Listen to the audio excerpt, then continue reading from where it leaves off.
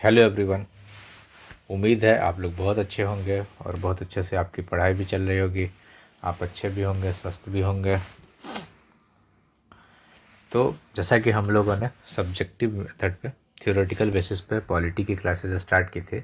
तो कल डे 1 था, आज इसका जो होगा डे 2 होगा। कल हम लोगों ने जो बात किया था तो उस पर हम लोग आते हैं, लेकिन उससे पहले ये जान लें कि ये जो पॉलिटी का क्लास होगा किन किन के लिए ज़्यादा महत्वपूर्ण हो सकती है। जैसा कि हमारे पास एएडीओ का जो एग्ज़ाम होने वाला है उसके लिए इम्पॉर्टेंट है।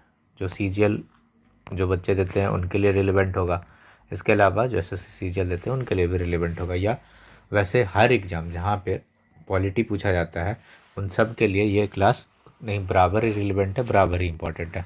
ठीक है फ्रेंड, तो इसी नोट्स के साथ स्टार्ट करते हैं। आज जो है हमारी क्लास लाइव नहीं हो पा रही क्योंकि यहाँ पे इंटरनेट का इशू है।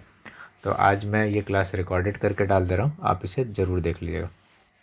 तो एक बार कल के बारे में बात कर लेते हैं। जो नए जुड़े हैं वो डेफिनेटली पुरानी वीडियोज़ को जाके देखें पहले, जो कल की वीडियो, उसके बाद यहाँ से कंटिन्यू करें तो ज़्यादा बेहतर होगा।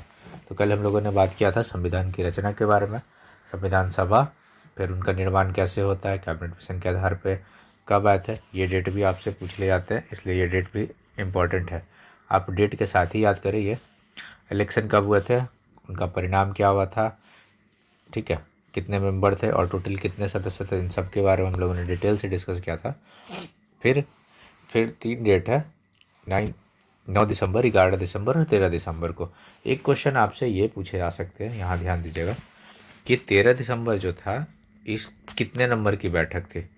ठीक है, कितने नंबर की, ठीक है, कितने नंबर की ये बैठक थी, मतलब बैठक संख्या आपसे पूछा गया। और ये किसी एग्ज़ाम के अंदर, आई थिंक एमपीपीसीएस के अंदर ये एग्ज़ाम के अंदर कोई ये क्वेश्चन पूछा जा चुका है। कितने नंबर की बैठक थी। मैं आपके लिए 4 ऑप्शन बना देता हूँ, 1, 3, 4 या 5। कमेंट करके आप आंसर बता दीजिएगा। करेक्ट आंसर मैं आपको, जिनका भी करेक्ट आंसर होगा मैं उसको पिन कर दूंगा, तो आप समझ जाइए कि करेक्ट आंसर क्या है। इसके बाद हम लोगों ने ड्राफ्टिंग कमेटी पे बात किया था, तो उनके कितने अध्यक्ष थे। Doctor B R Ambedkar head थे, कब बना था इसके बारे में हम लोगों ने बात किया था, तो 29 अगस्त। ये डेट रिलेवेंट है। कितने टोटल मेंबर थे, तो 7 थे, मतलब हेड को लेके। ठीक है, यहाँ पे आप इसको चाहे तो हेड कर सकते हैं। वैसे मैंने, आप पीछे के वीडियो देखेंगे तो मैंने सब बात उसमें बोला। आप मेरे जो लेक्चर होंगे उसमें लिखे हुए से ज़्यादा आप ऑडियो पे बहुत फोकस करेंगे। ठीक है, लिखा हुआ तो मैं सिर्फ इम्पॉर्टेंट ही चीज़ लिखता हूँ, लेकिन इसके अलावा जो कुछ रहता है वहाँ से भी कभी कभी क्वेश्चन आ जाएंगे। ठीक है, या इसके अलावा आपके जो तैयारी में क्रमबद्धता चाहिए, जो आपको समझ चाहिए, वो आपको सुनने से ही बेहतर मिल पाएगी। यहाँ पे वही चीज़ लिखे रहेंगे जो बहुत ज़्यादा हाईली चांसेस है जो कि आएंगे ही आएंगे। ठीक है, उसके बाद अलग अलग समितियों के बारे में हम लोगों ने देखा था। फिर संवैधानिक सलाहकार थे, इनके बारे में भी क्वेश्चन पूछा था सभा के। एक हमने आपको चीज़ बताया था कि जो ये प्रथा है अस्थायी अध्यक्ष वाली, कहाँ से लिया गया था, ये भी क्वेश्चन आपसे एग्जाम में पूछा हुआ है। उसके बाद आप देखिए संवैधानिक सलाहकार कौन थे, कितने भाग थे जब 26 जनवरी 1949 को लागू किया गया था। तो इन सब के बारे में हम लोगों ने बात कर लिया था। अब हम लोग, जैसा कि यहाँ से अपना डे 2 चलेगा, यहाँ से हम लोग डे 2 की तरफ चलते हैं। ठीक है फ्रेंड्स, डे 2 की तरफ चलते हैं। और ये जो हमारा, अब हम लोग वीडियो को स्टार्ट करते हैं। स्टार्ट करने से पहले अगर आपको हमारा इनिशिएटिव पसंद आ रहा हो तो चैनल को सपोर्ट ज़रूर करें। ठीक है, और एक, अगर कुछ इम्प्रूवमेंट आपको लगता हो तो आप कमेंट करके बता सकते हैं, हम लोग इस पर काम करेंगे। तो आज का हमारा जो मेजर टॉपिक होगा, एक मंत्रिमंडल। अब मंत्रिमंडल में भी अंतरिम और स्वतंत्र भारत के बाद जो मंत्रिमंडल का निर्माण हो उसके बारे में देखेंगे। स्रोत के बारे में देखेंगे, सोर्स ट्रेसिंग करेंगे, किस देश से क्या लिया गया, मेजर मेजर चीज़ देखेंगे। तो चलिए शुरुआत करते हैं। सबसे पहले जो चीज़ है, मंत्रिमंडल के बारे में बात करते हैं। ठीक है, मंत्रिमंडल, जैसा कि हम लोग कल भी बात किए थे कि 2 आधार पर। एक जो है अंतरिम सरकार में जो बना था, अंतरिम सरकार मतलब उस समय हमारे पास आज़ादी नहीं मिली थी। ठीक है, एक आपसे डेट पूछा था कि इसका गठन कब किया गया था। ये जो मंत्रिमंडल है, मैं रेड कर देता हूँ, शायद आपको ज़्यादा विजुअल नज़र आएगा। तो इसका गठन कब किया गया था ये भी ध्यान रखिए। तो इसका जो गठन है 2 सितंबर 1946 में किया गया था। ठीक है, 2 सितंबर 1946 को किया गया था। अब इसमें आप ध्यान रखिएगा कि इसमें कुछ कुछ इंपॉर्टेंट चीज़ पूछा जाता है, जैसे किनके पास कौन सा पोर्टफोलियो था, रिलेवेंट है ये आपके लिए।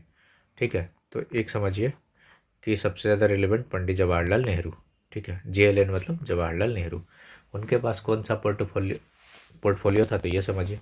अच्छा, पोर्टफोलियो के बारे में बात आए तो आपके लिए एक क्वेश्चन भी है, मैं क्वेश्चन छोड़ देता हूँ कि जो पोर्टफोलियो सिस्टम है आज भी हमारे देश में है, तो ये जो पोर्टफोलियो सिस्टम है वो वो भारतीय संविधान में, जैसे विभिन्न संवैधानिक सुधार हुए, जैसे 1909, 1919, 1935, 1773, बहुत सारे हुए।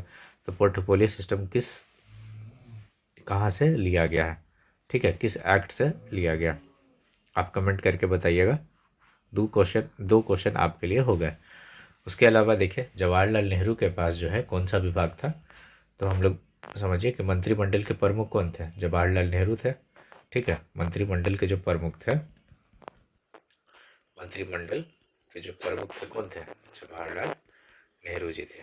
ठीक है, क्या सिर्फ यही विभाग था, तो नहीं, ध्यान से सुनिए, विदेश जो मंत्रालय था, ठीक है, विदेश विभाग या विदेश मंत्रालय या विदेश संबंध, ये सब किनके पास था, तो इन्हीं के पास था। ठीक है फ्रेंड्स, इनके पास था, इन्हीं के पास। इसके अलावा राष्ट्रमंडल, तो राष्ट्रमंडल जो संबंध है वो सारा इन्हीं के पास था, किनके पास, जवाहरलाल नेहरू। उसके अलावा याद रखिएगा कुछ और पूछे जाते हैं, जैसे सरदार पटेल के पास, ठीक है, सरदार पटेल के पास कौन सा विभाग था, तो आपको पता है कि पहले गृह मंत्री कौन थे, यही थे, तो गृह मंत्रालय किसके पास होगा, ये। इसके अलावा संचार जो कम्युनिकेशन होता है वो था इनके पास। ठीक है, और यही सेम डिपार्टमेंट जो स्वतंत्र भारत है वहाँ भी अलग से देख लेंगे उन्हें। देखिए आगे चलिए। इसके अलावा आपसे एक क्वेश्चन बहुत फेवरेट पूछा जाता है इनके अलावा, कि जो बलदेव सिंह थे, ठीक है, बलदेव जो सिंह थे, तो आप खुद समझिए जिनके पास बल होगा वही क्या कर पाएंगे, रक्षा कर पाएंगे। ठीक है, क्या कर पाएंगे, रक्षा कर पाएंगे। नेक्स्ट बात करते हैं हम लोग कि डॉक्टर जॉन मथाई। ठीक है, जॉन मथाई, इनका विभाग याद रखिएगा। जॉन जो मिथाई थे इनके पास कौन सा डिपार्टमेंट था, तो उद्योग एवं आपूर्ति मंत्री। ठीक है, जॉन मिथाई उद्योग एवं आपूर्ति मंत्री। नेक्स्ट एक ध्यान रखिएगा कि आपसे पूछा जाएगा, जो बीपीएससी के अगर एग्जाम में बात करें तो सबसे ज़्यादा ये क्वेश्चन पूछा गया कि डॉक्टर राजेंद्र प्रसाद के पास कौन सा पोर्टफोलियो था। ठीक है, डॉक्टर राजेंद्र प्रसाद के पास कौन सा पोर्टफोलियो था, तो खाद्य एवं कृषि। ठीक है, खाद्य एवं कृषि था। ये आप याद रखिएगा, अगर आप बीपीएससी का पेपर देते हैं तो ये आपके लिए बहुत रिलेवेंट हो जाता है ये क्वेश्चन, ये बहुत ही बार पूछा गया। ठीक है, इसके अलावा पहले जो वित्त मंत्री थे तो कौन थे, लियाकत अली। ठीक है, आप बोलिए तो मैं लिस्ट प्रोवाइड करवा दूंगा अलग से, यहाँ पे जो जो रिलेवेंट है वो मैं सिर्फ मेंशन कर रहा हूँ। लियाकत अली जो थे ये वित्त मंत्रालय थे, और लियाकत अली किससे थे, तो ये मुस्लिम लीग के थे। आपसे एक क्वेश्चन पूछा जा सकता है कि अंतरिम मंत्रिमंडल में टोटल मुस्लिम लीग से कितने सदस्य थे, कितने मंत्री थे मुस्लिम लीग से, तो याद रखिएगा 5। ठीक है, 5। और उसके बाद जब स्वतंत्र भारत का पहला मंत्रिमंडल का गठन होता है या निर्माण होता है तो वहाँ पे इन 5 की जगह और रिप्लेस किया गया, तो उन 5 का नाम आप ध्यान रखना पड़ेगा। ठीक है फ्रेंड्स, तो हम लोग आगे थोड़ा चलते हैं। जो स्वतंत्र भारत के पहला मंत्रिमंडल है, स्वतंत्र भारत के जो फर्स्ट मंत्रिमंडल है उनके बारे में। ठीक है, फर्स्ट मंत्रिमंडल के बारे में अगर बात करें तो देखिए जवाहरलाल नेहरू यहाँ पे क्या हो जाता है, तो अपने प्राइम मिनिस्टर बनते हैं। ठीक है, पंडित जवाहरलाल नेहरू क्या हो जाता है, तो प्राइम मिनिस्टर बनते हैं, PM of India, first prime minister. ठीक है, उसके अलावा जो ऊपर में लिखा गया था वो सब कंटिन्यू हुआ। सरदार पटेल के बारे में हम लोगों ने बात किया, कौन सा, उनके पास जो डिपार्टमेंट होता है होम मिनिस्ट्री का होता है। ठीक है, उसके अलावा इसमें आप याद रखिएगा कि अबुल कलाम जो आज़ाद होता है, ठीक है, अबुल कलाम आज़ाद पूछा सभी जा सकता है, ये पोर्टफोलियो जो है इसमें एक एक क्वेश्चन पूछा जा सकता है। ठीक है, तो इनको मिलता है एजुकेशन मिनिस्टर। ठीक है, एजुकेशन मिनिस्टर या एजुकेशन मिनिस्टर बनता है। ठीक है, अगर इसके अलावा और बात करें सरदार पटेल जी के बारे में हम लोग बात कर चुके हैं, जिसके पहले प्रधानमंत्री भी रहते हैं।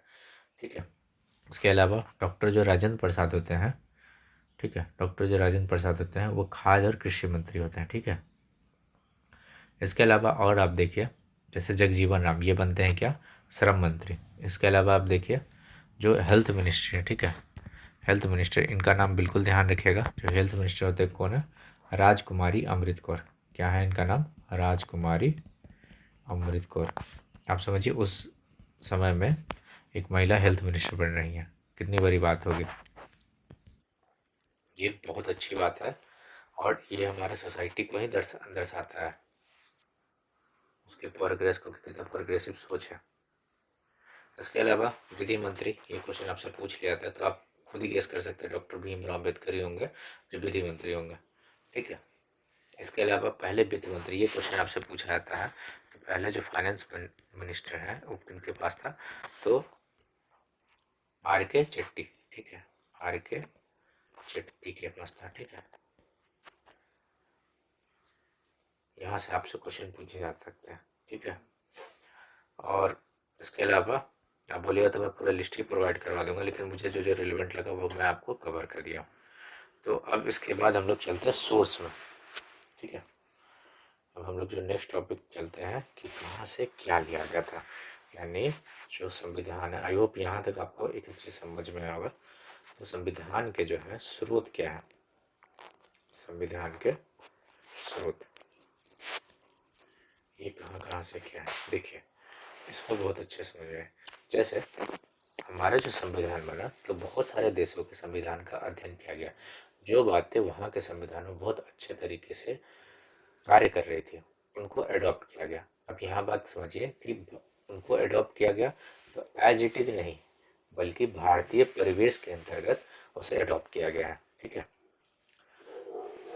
अब आपसे अब हम लोग बात करते हैं कि एग्जाम में कैसे क्या रिलेवेंट है। देखिए अगर आप ध्यान से देखिए तो हम लोग के अंदर जो मेजर पार्ट है, ठीक है, मेजर स्टेक जो हुआ वो सबसे ज़्यादा किसका प्रभाव है, तो 1935 के एक्ट का, ठीक है, 1935 के एक्ट का। यानी अगर आप ठीक से बात करें तो अप्रोक्स 70%, ठीक है, लगभग 70% तो भाग जो है हम लोग 1935 के एक्ट से ही लिए हुए हैं, ठीक है, 70% के अराउंड लिए गए। इसके अलावा हम लोग विभिन्न देशों से बहुत सारी चीज़ लिए, जो आपको सबसे ज़्यादा पूछे जाते हैं मैं उसी पे फोकस करूँगा, ठीक है। जैसे आप देखिए एक आपसे पूछा जाता है यूएसए से क्या लिया गया, मैं यहाँ पे बना देता हूँ। आजकल यूएसए तो न्यूज़ आप पढ़ रहे होंगे तो आप कहना ही नहीं। यूएसए से क्या क्या लिया गया बहुत अच्छे से समझिए। एक तो फंडामेंटल राइट लिया गया, एफआर मतलब फंडामेंटल राइट यानी मूल अधिकार लिया गया, ठीक है। इसके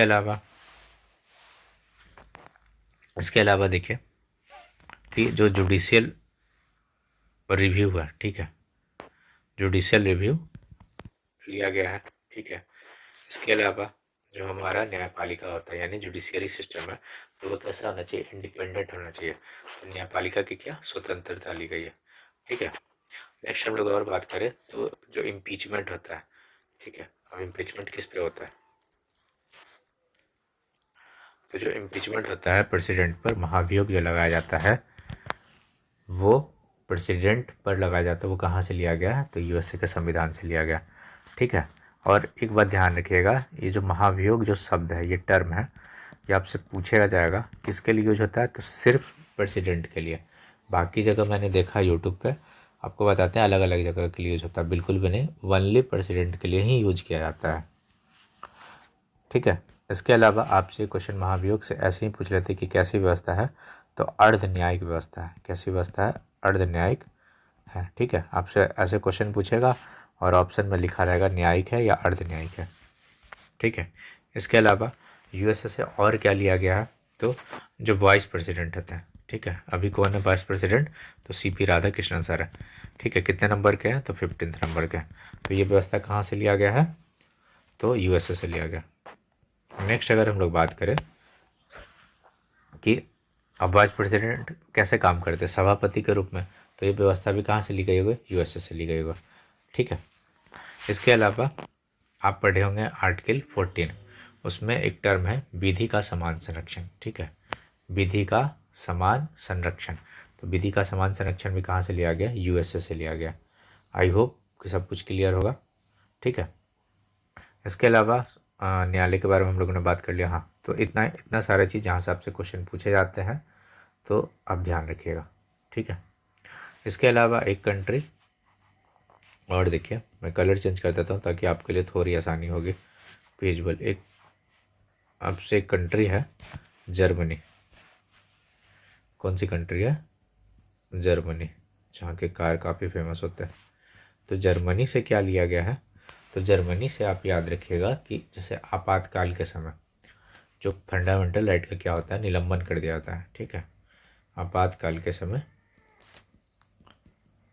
फंडामेंटल राइट का निलंबन, ठीक है।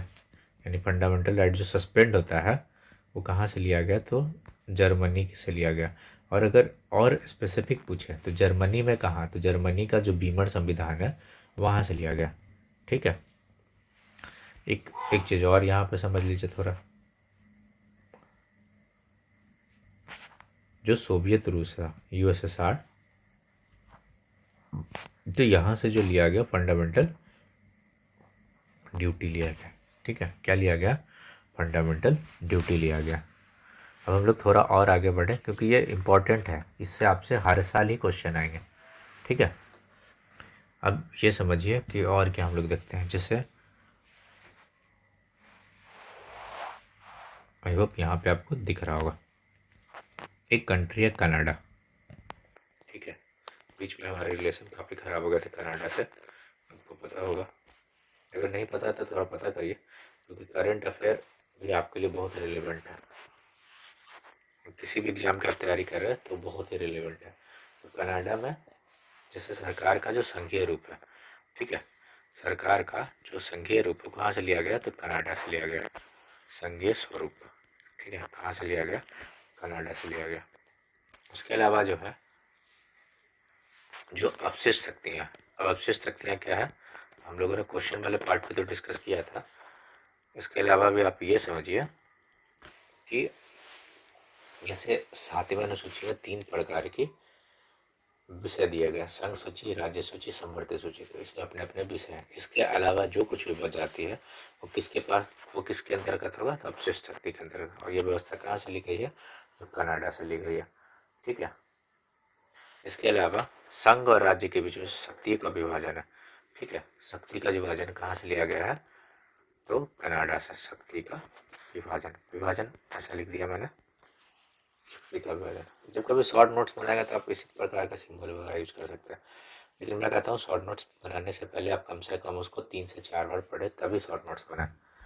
फर्स्ट रीडिंग में कभी भी किसी चीज़ का शॉर्ट नोट्स नहीं बना, नहीं तो पता चलेगा कि नया बुक आपके शॉर्ट नोट्स में उतर गया। नेक्स्ट हम लोग बात करते हैं, एक और कंट्री लेते हैं। अब यहाँ पर समझिए ऑस्ट्रेलिया लेते हैं, ठीक है। सबसे आखिर में हम लोग ब्रिटेन को लेंगे, ठीक है। अगर ऑस्ट्रेलिया, वैसे तो आपको पता है कंगारू का देश है ये, ठीक है। तो आप देखिएगा यहाँ से क्या क्या इंपॉर्टेंट चीज़ है।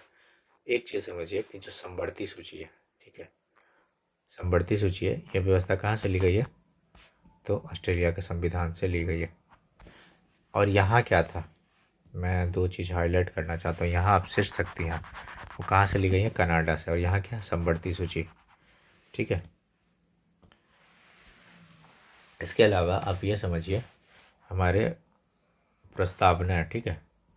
तो जो प्रस्तावना है उसकी भाषा कहाँ से ली गई है? तो ऑस्ट्रेलिया से।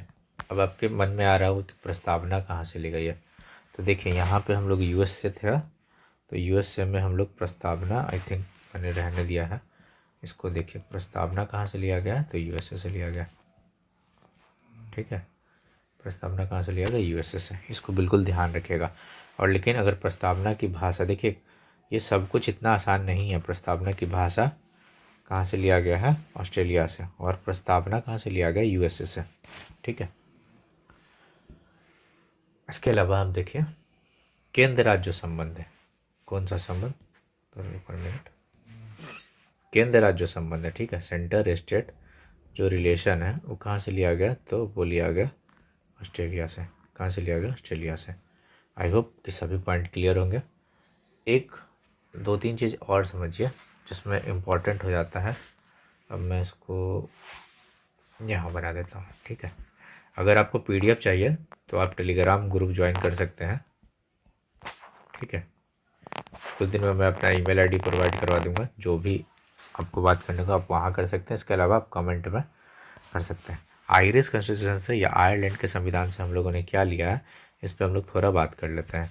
तो आयरिश कॉन्स्टिट्यूशन से हम लोगों ने सबसे पहले जो लिया है, जो आपसे पूछा जाता है लगातार, डीपीएसपी, जो directive principle of state policy है, वो लिया गया है कहाँ से, तो आयरिश कॉन्स्टिट्यूशन से, ठीक है फ्रेंड्स।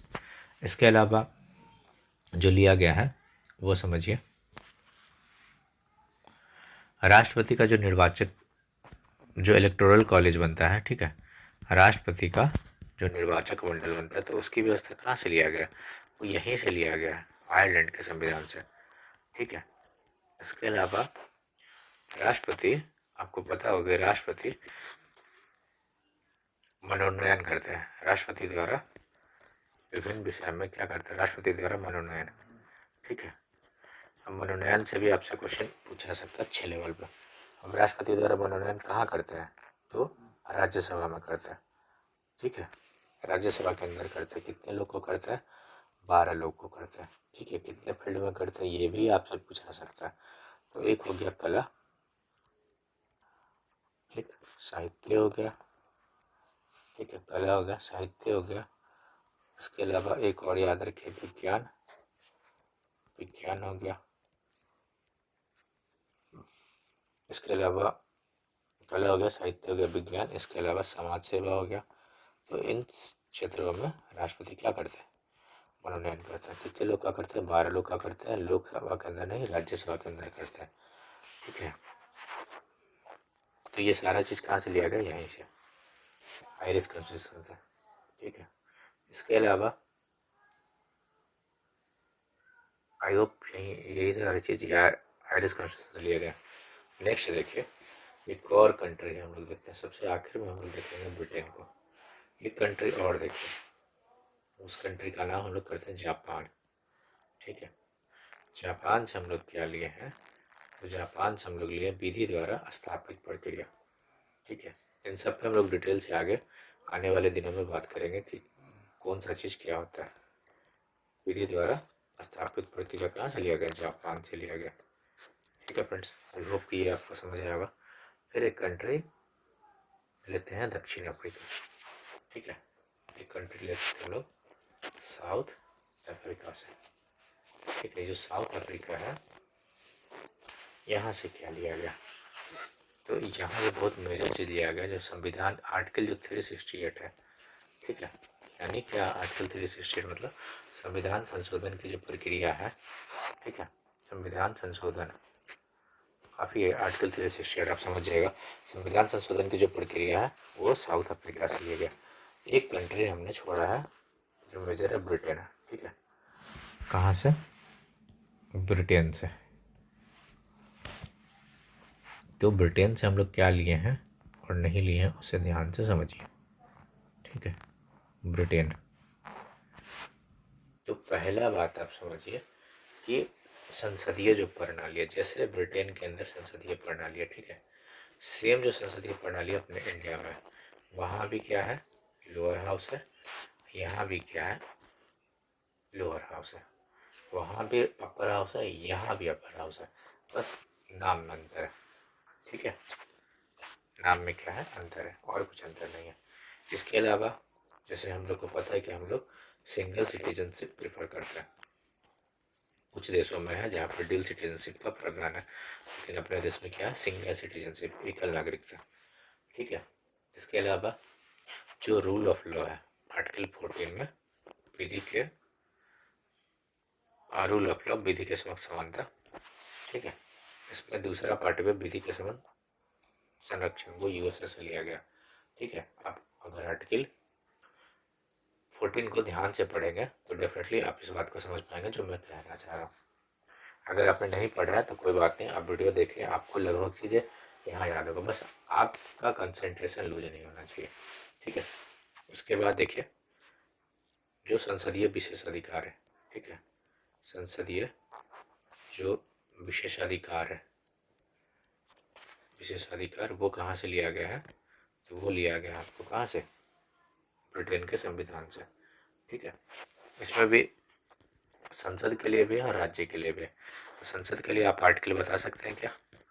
चलिए मैं आपके लिए बताता हूँ। यहाँ बताइए आप राज्य के लिए, राज्य के लिए क्या कौन सा आर्टिकल है? ये तीसरा क्वेश्चन है आपके लिए। ठीक है, एक चीज़ और यहाँ से लिया गया, मैं यहाँ पे कर देता हूँ। First past the post system. ठीक है, first past the post system, जिसको FPPS बोलते हैं। अब ये क्या है, थोड़ा अगर आप उसको समझना चाहें तो जैसे देखिए, फॉर एग्जाम्पल के लिए कि एक इलेक्शन है। ठीक है, एक इलेक्शन में मान लीजिए कि 20 लोग खड़े हैं। ठीक है, कितने लोग खड़े हैं? 20 लोग, हाइपोथेटिकली एग्जाम्पल ले रहे हैं। तो 20 लोग आए हैं। अभी 20 लोगों में तो मान लीजिए कि टोटल वोट है, टोटल वोट पड़ा, चलिए ना 60 ले लेते हैं। ठीक है, 60 कम हो गया, 100 ही ले लीजिए। टोटल वोट हो गया 100। सपोज करिए एक इंसान है जिसको मिला 16 वोट, किसी को मिला 17, किसी को 15, रैंडमली हम लोग नंबर सेलेक्ट कर रहे हैं, किसी को 10, किसी को 9, किसी को 8। ठीक है, इस प्रकार से मतलब सब मिला के 100 हो गया। ठीक है, और कुछ को नहीं मिला। तो यहाँ पे देखिए 16 को आप, मैं एक चीज़ और समझाना चाह रहा हूँ। अगर इसको आप चेंज करें, इस डिजिट को, जैसे 16 की जगह आप क्या करिए। ठीक है, अच्छा यही देखिए, पहले मैं बाद में क्लियर कर दूंगा उसको। जैसे 16 मिला, 17 मिला, तो इसमें किसको ज़्यादा वोट मिला? 17 है ना, 17 मैक्सिमम वोट है ना। तो ये जो मैक्सिमम वोट है, तो यही जो व्यक्ति होगा ना, वो क्या होगा, जीत जाएगा। ठीक है, यही हमारा first past the post system. ठीक है, आई होप कि यहाँ तक आपको सब समझ में आया होगा। और ये जो चैप्टर है ना, स्पेशली सोर्स वाला, तो मैंने जहाँ जहाँ से आपको क्वेश्चन जनरली पूछे जाते हैं वो सारी चीज़ कवर किया है। ठीक है, जहाँ से पूछा जाता है, एक चीज़ 1935 के एक्ट से थोड़ा ध्यान रखिएगा। जो आपातकालीन प्रावधान है ना, ठीक है, आपातकाल की जो व्यवस्था है या जो प्रावधान है, वो 1935 के एक्ट से लिया गया। और मैंने आपको यहाँ पे कुछ बताया था, देखिए, आपातकाल के समय, या आपातकाल के समय नहीं लिखे, यहाँ पे दौरान कर लीजिए। ठीक है, आपातकाल के दौरान जो FR का निलंबन है वो कहाँ से लिया गया? जर्मनी से। और आपातकाल की जो पूरी व्यवस्था कहाँ से लिया गया? 1935 के एक्ट से लिया गया। ठीक है, आई होप कि यहाँ तक आपको सारे ही पॉइंट क्लियर हो गए होंगे। होप करता हूँ कि आपको पूरे पॉइंट समझ आ गए होंगे और आपको मज़ा भी आया होगा इस वीडियो में।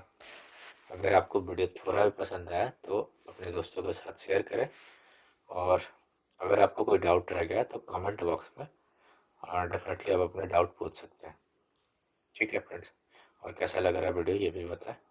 तो तब तक के लिए फिर हम लोग मिलते हैं कल, लेकिन उससे पहले आप ये समझिए कि कल हम लोग क्या पढ़ेंगे। तो कल हम लोग इम्पोर्टेंट जो कल होमवर्क रहेगा डे 3 में, आप चाहे तो बिल्कुल पढ़ के आ सकते हैं। डे 3 में जो हम लोग डील करेंगे टॉपिक को, वो इम्पोर्टेंट आर्टिकल, या ऐसा करिए पहले भाग इम्पोर्टेंट, इसके अलावा जो हमारा शेड्यूल है यानी अनुसूचियाँ हैं उसको देखेंगे। मैं इंग्लिश हिंदी दोनों ही में कर देता हूँ। शेड्यूल को देखूँगा, उसके बाद जो इम्पोर्टेंट आर्टिकल्स होंगे, ठीक है, उनको भी हम लोग देखेंगे। ठीक है, ये हमारा कल का टारगेट होगा। और इसके अलावा भी हम लोग एक और एरिया देख सकते हैं, प्रस्तावना। ठीक है, कल से हमारा मेन शुरू होगा। अभी तक तो सिर्फ बाउंड्री बन रहा है। ठीक है, ऐसा नहीं है कि सिर्फ हम लोग आ रहे हैं और ऊपर ऊपर कर रहे हैं, नहीं, यहाँ से भी क्वेश्चन आपके बने हैं तक। ठीक है, लेकिन मेन जो पॉलिटी आपका कल शुरू हो जाएगा। ठीक है फ्रेंड्स, और अगर इनकेस आपको PDF चाहिए होगा तो आप बता सकते हैं। नेक्स्ट टॉपिक पे हम लोग बात करेंगे भाग पे और important article and then preamble यानी प्रस्तावना पर। तब तक के लिए ठीक है friends, thank you so much.